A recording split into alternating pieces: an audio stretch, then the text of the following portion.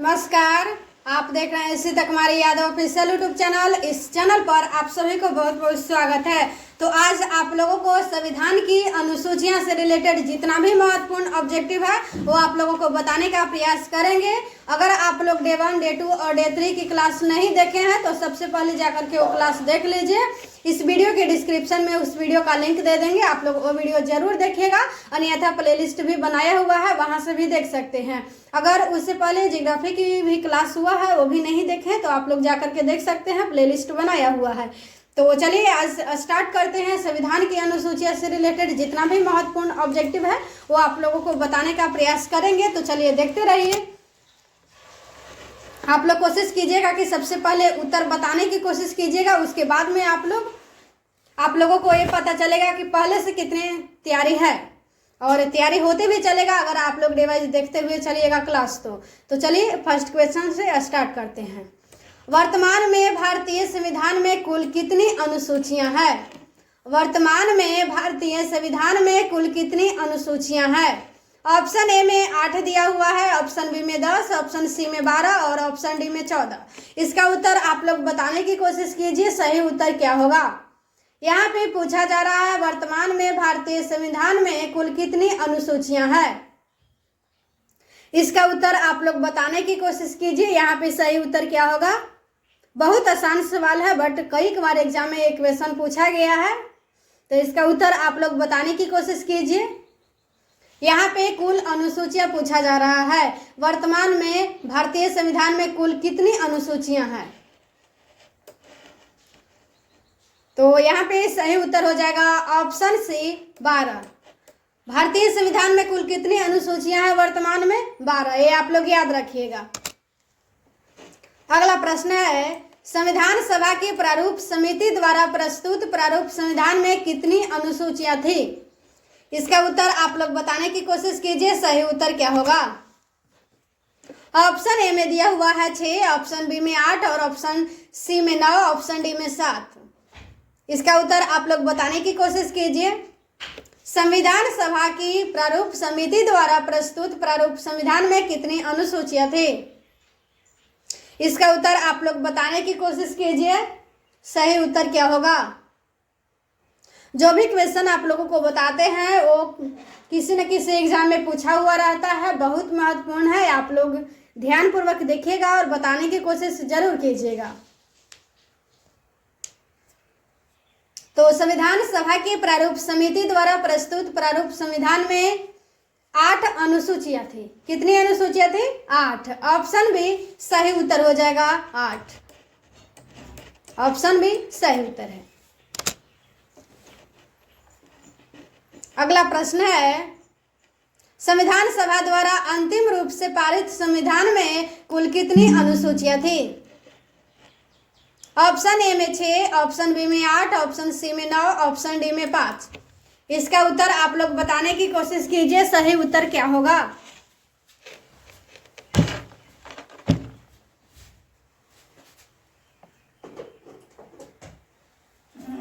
तो इसका उत्तर आप लोग बताइए, सही उत्तर क्या होगा। संविधान सभा द्वारा अंतिम रूप से पारित संविधान में कुल कितनी अनुसूचियां थी? तो कुल कितनी अनुसूचियां थी? 8। ऑप्शन बी सही उत्तर हो जाएगा, आप लोग याद रखिएगा 8। अगला प्रश्न है, मूल संविधान में कितनी अनुसूचियां थी? मूल संविधान में कितनी अनुसूचियां थी? ऑप्शन ए में 8 दिया हुआ है, ऑप्शन बी में 9, ऑप्शन सी में 10, ऑप्शन डी में 11। इसका उत्तर आप लोग बताने की कोशिश कीजिए, सही उत्तर क्या होगा। बिल्कुल आपका सही जवाब है। और बताइए सही उत्तर क्या होगा। आपका बिल्कुल सही जवाब है। मूल संविधान में कितनी अनुसूचियां थी? तो आपका बिल्कुल सही जवाब है, ऑप्शन ए सही उत्तर हो जाएगा 8। अगला प्रश्न है, किस संविधान संशोधन अधिनियम द्वारा भारतीय संविधान में 9वीं अनुसूची जोड़ी गई? ऑप्शन ए में पहला दिया हुआ है, ऑप्शन बी में दूसरा, ऑप्शन सी में 7वां, ऑप्शन डी में कोई नहीं। इसका उत्तर आप लोग बताइए, सही उत्तर क्या होगा। चलिए यहाँ पे आप लोग उत्तर बताइए, सही उत्तर क्या होगा। किस संविधान संशोधन अधिनियम द्वारा भारतीय संविधान में 9वीं अनुसूची जोड़ी गई? आपका बिल्कुल सही जवाब है, आप लोग बिल्कुल सही जवाब बता रहे हैं। यहाँ पे ऑप्शन ए सही उत्तर हो जाएगा, पहला। बिल्कुल आप लोगों का सही जवाब है। अगला प्रश्न है, भारतीय संविधान की तीसरी अनुसूची का संबंध है। यहाँ पे पूछा जा रहा है कि भारतीय संविधान की तीसरी अनुसूची का संबंध है। ऑप्शन ए में दिया हुआ है राज्यसभा में प्रतिनिधित्व से, ऑप्शन बी में दिया हुआ है शपथ तथा प्रतिज्ञान से, ऑप्शन सी में दिया हुआ है भाषाओं से, और ऑप्शन डी में दिया हुआ है महत्वपूर्ण पदाधिकारियों के वेतन से। इसका उत्तर आप लोग बताइए। बहुत आसान सवाल है, बट कई बार एग्जाम में पूछा गया है। आप लोगों को बिल्कुल अच्छी तैयारी चल रही है। अगर आप लोग इसी तरीके से डिवाइस क्लास चलिए देखते हुए चलेगा तो आप लोगों को और अच्छे तरीके से तैयारी होते हुए चलेगा। अभी तक आप लोग सभी क्वेश्चन का सही जवाब बताए हैं। भारतीय संविधान की तीसरी अनुसूची का संबंध है। चलिए देखते हैं इस क्वेश्चन का उत्तर कितने लोग सही बताते हैं। भारतीय संविधान की तीसरी अनुसूची का संबंध है, तो बिल्कुल आपका सही जवाब है शपथ तथा प्रतिज्ञान से। ऑप्शन में सही उत्तर हो जाएगा। अगला प्रश्न है, संविधान की किस अनुसूची में प्रत्येक राज्यों तथा संघ राज्य क्षेत्रों के लिए राज्यसभा में स्थानों के आवंटन की सूची है? ऑप्शन ए में दिया हुआ प्रथम अनुसूची, ऑप्शन बी में द्वितीय अनुसूची, ऑप्शन सी में तृतीय अनुसूची और ऑप्शन डी में चतुर्थ अनुसूची। इसका उत्तर आप लोग बताने की कोशिश कीजिए, सही उत्तर क्या होगा। इसका उत्तर आप लोग बताने की कोशिश कीजिए, सही उत्तर क्या होगा। संविधान के किस अनुसूची में प्रत्येक राज्यों तथा संघ राज्य क्षेत्रों के लिए राज्यसभा में स्थानों के आवंटन की सूची है?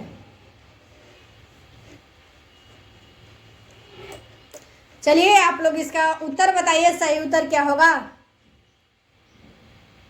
एक बता रहे हैं प्रथम अनुसूची। इसमें अलग अलग तरह का आप लोग उत्तर दे रहे हैं। आप लोग कोशिश कीजिए कि सही उत्तर बताएं, सही उत्तर क्या होगा। संविधान की किस अनुसूची में प्रत्येक राज्यों तथा संघ राज्य क्षेत्रों के लिए संविधान राज्यसभा में स्थानों के आवंटन की सूची है? थोड़ा लेवल हाई होता है तो आप लोग डिफरेंट तरह के आंसर देते चलते हैं। बिल्कुल एक इसके सही उत्तर बताए हैं, आपका बिल्कुल सही जवाब है। तो सभी लोग यहाँ पे देखिए, इसका सही उत्तर हो जाएगा ऑप्शन डी, ना कि ऑप्शन ए। ऑप्शन ए भी नहीं होगा और ऑप्शन बी भी नहीं और ऑप्शन सी भी नहीं। यहाँ पे पूछा जा रहा है कि संविधान की किस अनुसूची में प्रत्येक राज्यों तथा संघ राज्य के क्षेत्रों के लिए राज्यसभा में स्थानों के आवंटन की सूची है। तो प्रथम अनुसूची भी नहीं होगा, द्वितीय अनुसूची भी नहीं होगा और तृतीय अनुसूची भी नहीं होगा। तो सिर्फ एक लोग ने यहाँ पे उत्तर बताए हैं चतुर्थ अनुसूची। आपका बिल्कुल सही जवाब है। और जिन जिन लोगों का यहाँ पे गलत उत्तर हुआ है वो आप लोग यहाँ पे याद कर लीजिए, चतुर्थ अनुसूची होगा। अगला प्रश्न है, भारतीय संविधान की 8वीं अनुसूची का संबंध है। यहाँ पे अनुसूची होगा। भारतीय संविधान की 8वीं अनुसूची का संबंध है, किससे संबंध है? इसका उत्तर आप लोग बताइए। ऑप्शन ए में दिया हुआ है राज्यसभा के सीटों के आवंटन के साथ, ऑप्शन बी में दिया हुआ है संघ राज्य और समवर्ती सूची के साथ, ऑप्शन सी में दिया हुआ है भाषाओं के साथ, ऑप्शन डी में दिया हुआ है दल बदल के आधार पर अयोग्य घोषित करने के साथ। तो इसका उत्तर आप लोग बताइए कि भारतीय संविधान की 8वीं अनुसूची का संबंध किससे है? क्या राज्यसभा के सीटों के आवंटन के साथ 8वीं अनुसूची का संबंध है, या संघ राज्य और समवर्ती सूची के साथ 8वीं अनुसूची का संबंध है, या भाषाओं के साथ, या दल बदल के आधार पर आयोग घोषित करने के साथ? इसका उत्तर आप लोग बताइए, सही उत्तर क्या होगा।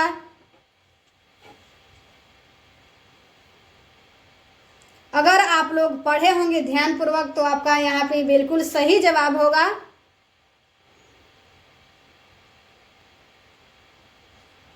इसमें भी अलग तरह का सब लोग आंसर दे रहे हैं, कोशिश कीजिएगा कि सही उत्तर यहाँ पे बताएं।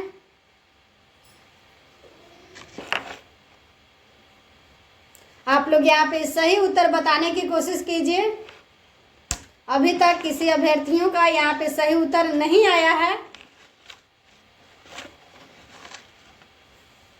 तो चलिए, एक का आया है, ऐसे आप लोग बताइएगा। कभी A B C D तो कहीं ना कहीं तो सही हो ही जाएगा। 4 ऑप्शन दिया हुआ है, 4 में बारी बारी से सभी लोग बताइएगा तो होगा ही, लेकिन ऐसे नहीं करना है। आप लोग अच्छे तरीके से यहाँ पे पढ़िएगा और समझिएगा तो आप लोगों को सही उत्तर बता पाइएगा।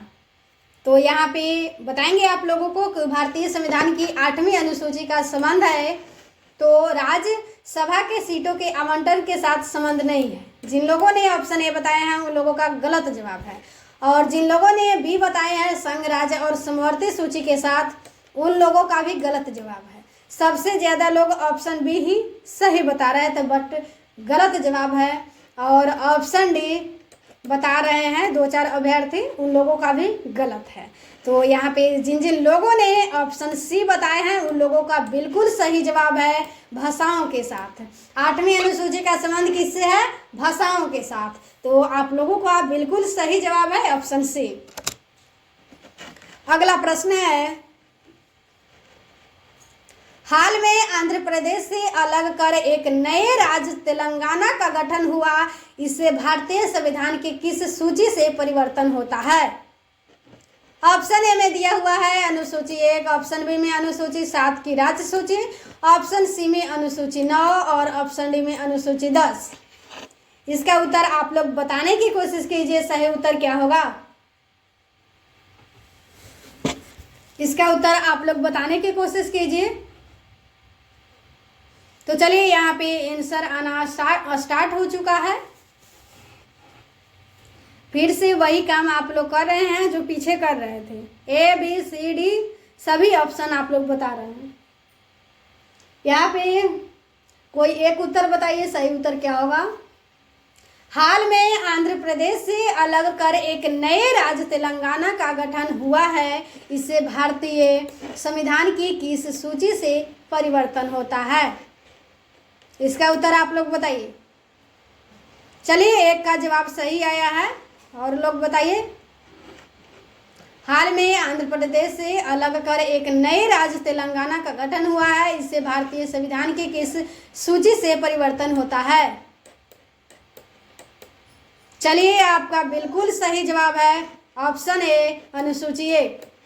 जिन जिन लोगों ने ऑप्शन बी सी डी बता रहे थे उन लोगों का गलत जवाब है। नहीं अनुसूची 10 होगा, और नहीं अनुसूची 9, और नहीं अनुसूची 7 की राज्य सूची, ये भी गलत है। तो यहाँ पे ऑप्शन ए सही उत्तर हो जाएगा, अनुसूची 1। अगला प्रश्न है, दल बदल के आधार पर निर्वाचित सदस्यों की अयोग्यता संबंधी विवरण संविधान की किस अनुसूची में दिया गया है? ऑप्शन ए में 8वीं, ऑप्शन बी में 9वीं, ऑप्शन सी में 10वीं, ऑप्शन डी में 11वीं। इसका उत्तर आप लोग बताइए, सही उत्तर क्या होगा। इसका उत्तर आप लोग बताने की कोशिश कीजिए। दल बदल के आधार पर निर्वाचित सदस्यों की अयोग्यता संबंधी विवरण संविधान की किस अनुसूची में दिया गया है? बहुत महत्वपूर्ण क्वेश्चन है, एग्जाम में ये पूछा गया क्वेश्चन है। इसका उत्तर आप लोग बताने की कोशिश कीजिए। तो सभी लोगों को यहाँ पे आंसर आना स्टार्ट हो चुका है। तो आप लोग इसका बिल्कुल सही जवाब बता रहे हैं। अगर आप लोग ऐसे ही बताते हुए रहिएगा तो आप लोगों को धीरे धीरे और अच्छे तरीके से तैयारी होते हुए चलेगा। तो दल बदल के आधार पर निर्वाचित सदस्यों की अयोग्यता संबंधी विवरण संविधान की किस अनुसूची में दिया गया है? आप लोगों को बिल्कुल सही जवाब है ऑप्शन सी 10वीं अनुसूची। किस अनुसूची में दिया गया है? 10वीं अनुसूची। ऑप्शन सी बिल्कुल सही जवाब। अगला प्रश्न है, भारतीय संविधान का कौन सा प्रावधान दल बदल निरोध से संबंध रखता है? ये आज का लास्ट क्वेश्चन है, इसका उत्तर आप लोग बताइए। किस किस लोग ने इसका सही उत्तर बता पाते हैं? आप लोग कोशिश कीजिए कि इसका सही उत्तर बताएं। भारतीय संविधान का कौन सा प्रावधान दल बदल निरोध से संबंध रखता है? ऑप्शन ए में दिया हुआ है अनुच्छेद 105 और ऑप्शन बी में दिया हुआ है 10वीं अनुसूची, ऑप्शन सी में 8वीं अनुसूची और ऑप्शन डी में कोई नहीं। इसका उत्तर आप लोग बताने की कोशिश कीजिए, सही उत्तर क्या होगा? भारतीय संविधान का कौन सा प्रावधान दल बदल निरोध से संबंध रखता है? तो इसका भी उत्तर आना स्टार्ट हो चुका है। सबसे लास्ट क्वेश्चन है, इसका उत्तर आप लोग सही बताने की कोशिश कीजिए। अगर आप लोगों को थोड़ा कम भी तैयारी होगा तो अगर आप लोग डिवाइस क्लास देखते हुए चलिएगा तो आप लोगों को तैयारी अच्छे तरीके से हो जाएगा। तो कोशिश कीजिएगा कि डिवाइस क्लास देखें। भारतीय संविधान का कौन सा प्रावधान दल बदल निरोध से संबंध रखता है? इसमें भी सब आप लोग अलग अलग आंसर दे रहे हैं। सबसे ज्यादा यहाँ पे ऑप्शन बी आ रहा है। ऑप्शन बी सही है, ऑप्शन बी सही है। और लोग बताने की कोशिश कीजिए सही उत्तर क्या होगा। भारतीय संविधान का कौन सा प्रावधान दल बदल निरोध से संबंध रखता है? यहाँ पे दल बदल निरोध से संबंध रखता है, ये पूछा जा रहा है। इसका उत्तर बताइए। ऑप्शन बी गलत जवाब है, इसका उत्तर बताइए। ऑप्शन बी गलत जवाब है। आप लोग जैसे ही बोले कि गलत जवाब है, आप लोग ऑप्शन चेंज कर दिए हैं। इसका मतलब एक कारण है कि आप लोगों को अच्छे तरीके से इस क्वेश्चन का उत्तर नहीं याद है। फिर भी अभी तक कई सारे लोग ने ऑप्शन बी पे ही बने हुए हैं। तो जिन जिन लोगों ने ऑप्शन बी अभी तक बता रहे हैं उनका सही जवाब है। क्या है? सही जवाब है। तो यहाँ पे भारतीय संविधान का कौन सा प्रावधान दल बदल निरोध से संबंध रखता है? 10वीं अनुसूची से। ऑप्शन बी सही जवाब है। जिन जिन लोगों ने ऑप्शन बी बताए हैं उन लोगों का बिल्कुल सही जवाब है। तो अगर आप इसी तरीके से डिवाइस क्लास पाना चाहते हैं तो आप लोग चैनल को सब्सक्राइब रखिएगा, ताकि जैसे ही क्लास स्टार्ट करें वैसे ही आप लोगों के पास नोटिफिकेशन चल जाए। अगर आप लोग चैनल सब्सक्राइब रखिएगा तो आप लोगों को जैसे ही लाइव करेंगे तो आप लोगों के पास नोटिफिकेशन चला जाएगा। तो इससे आप लोगों को एक भी क्लास नहीं छूट पाएगा और आप लोग डिवाइस देखते हुए भी चलिएगा। तो कोशिश किए कि आप लोगों को जितना भी महत्वपूर्ण ऑब्जेक्टिव था वो बताएं। नेक्स्ट क्लास में भी आप लोगों को महत्वपूर्ण जितना रहेगा वो बताएंगे। अगर आप लोगों को वीडियो अच्छा लगा होगा तो एक बार वीडियो को लाइक जरूर कीजिएगा। एक बार वीडियो को आप लोग लाइक जरूर कीजिएगा और दोस्तों तक शेयर जरूर कीजिएगा, ताकि अधिक से अधिक लोगों को इस क्लास से बेनिफिट मिल सके।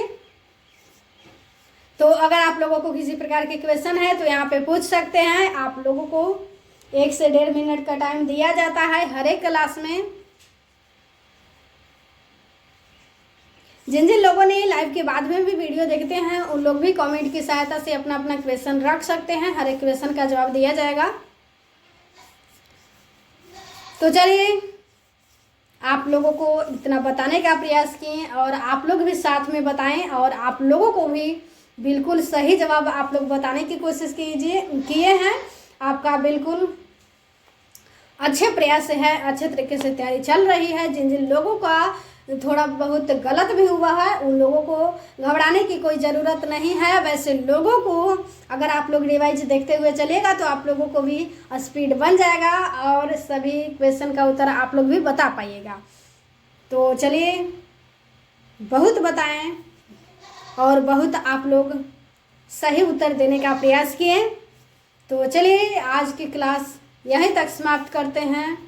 और एक बार और फिर से आप लोगों को बोल रहे हैं कि किसी प्रकार की क्वेश्चन होगा तो आप लोग कमेंट बॉक्स की सहायता से भी पूछ सकते हैं। हर एक क्वेश्चन का जवाब दिया जाएगा। किसी भी क्वेश्चन में भी आप लोगों को समझ में नहीं आ रहा होगा, उसका भी आप लोग पूछ सकते हैं, उसको भी समझाया जाएगा। तो चलिए समाप्त करते हैं। धन्यवाद।